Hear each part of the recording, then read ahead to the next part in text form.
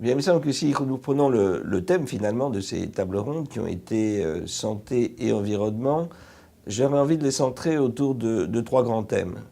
Le premier, c'est finalement celui de l'émergence infectieuse. Comment les grandes maladies, les grandes épidémies sont survenues à cause de l'environnement, des modifications de l'environnement.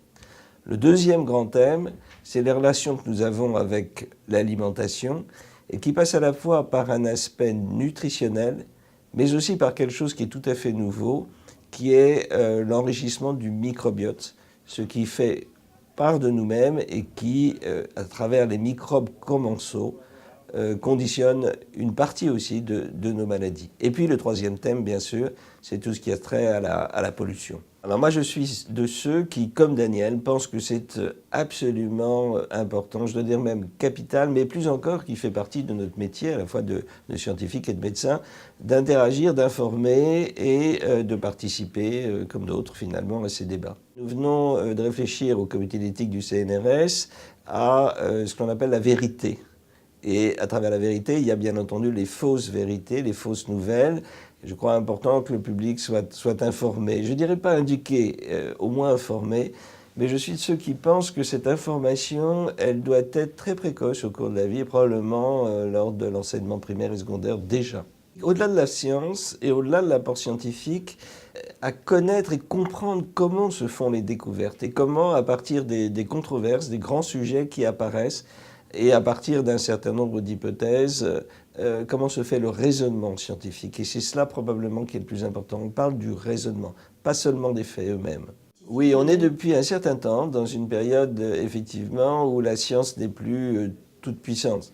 Et cette notion de science et confiance, pas seulement conscience, mais confiance, est un point, me semble-t-il, tout à fait important. Et il n'y a de confiance que s'il y a justement débat, s'il y a des lieux dans lesquels l'information peut circuler et être réfléchie par tout un chacun. Bien entendu, la science doit se saisir de l'intervention du citoyen, ne serait-ce que pour en cerner les limites et bien entendu discuter avec eux et entrevoir les grands problèmes posés par l'éthique. Mais vous avez parlé des moyens de communication. Rien ne vaut aussi la communication directe. Et je crois beaucoup à l'intervention du scientifique et en relation du scientifique directement avec le public. Vous savez, moi je suis, étant médecin finalement, face à face avec le malade continuellement. Et c'est cette interrogation partagée qui me fait réfléchir à la fois sur la souffrance, bien sûr, mais aussi sur la maladie. Je crois que c'est quelque chose de tout à fait intéressant. Nous l'avons dit à chaque fois, la science, finalement, c'est une recherche de probabilité et on a besoin de l'interrogation que se pose tout un chacun pour essayer soi-même de réfléchir. Le regard de l'autre sur vous-même est aussi important que l'inverse.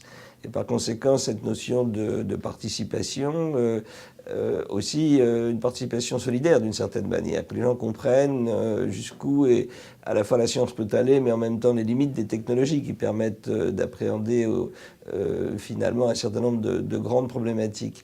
Je crois que cette participation est essentielle. Et encore une fois, c'est l'objet, me semble-t-il, ou une partie de l'objet des réunions telles que celles que nous avons aujourd'hui.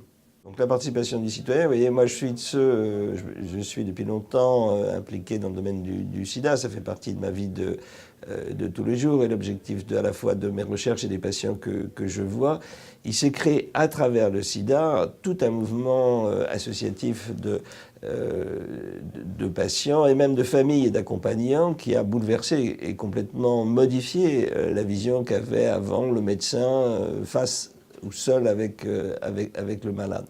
Et puis, toute une série d'autres technologies, que ce soit celle de la communication ou de l'utilisation des données biologiques, ont aussi modifié les choses. Donc, si la question c'est est-ce que les jeunes, ou tout du moins les générations à venir, vont évoluer, bien entendu, avec ces types de données, mais je pense qu'on va trouver aussi d'autres manières, à la fois de réfléchir à ces problématiques qui nous concernent aujourd'hui, santé, environnement, et qui sont donc des problématiques à la fois scientifiques, mais aussi sociétales, et peut-être cette participation de plus en plus importante du citoyen à la réflexion et à l'interrogation va rentrer comme une sorte de nouvelle prise en compte des problématiques scientifiques.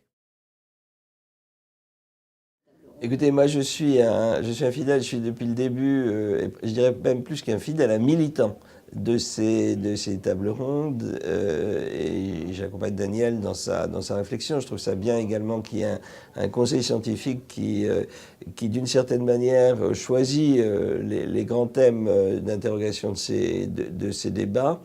Ce que je pourrais souhaiter en réalité, bien sûr la continuation de cette table ronde, c'est sa diffusion.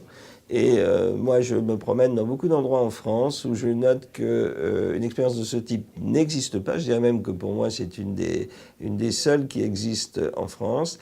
Et je pense qu'il faudrait tenter de la diffuser en satellite, ou tout du moins de susciter peut-être des vocations, parce qu'il faut un homme pour s'en saisir, dans les grandes métropoles aujourd'hui françaises. Peut-être aussi, pourrait-on imaginer, en dehors de cette diffusion nationale, de réfléchir à une formule qui soit européenne et internationale. Peut-on s'ouvrir à l'Europe avec des interrogations partagées? Ce serait sans doute intéressant, et avoir des lieux de débat qui soient des lieux de débat finalement avec des citoyens de l'Europe. Et je crois qu'on pourrait y changer. Et puis des interrogations portées par d'autres citoyens du monde. Je pense à des pays comme les grands émergents, par exemple. Je sais que Daniel Naon a eu des liens avec le Brésil. Eh bien, nous pourrions imaginer une démultiplication de ce type d'interrogation et après un partage, finalement, des réflexions sur quelques-uns des grands thèmes.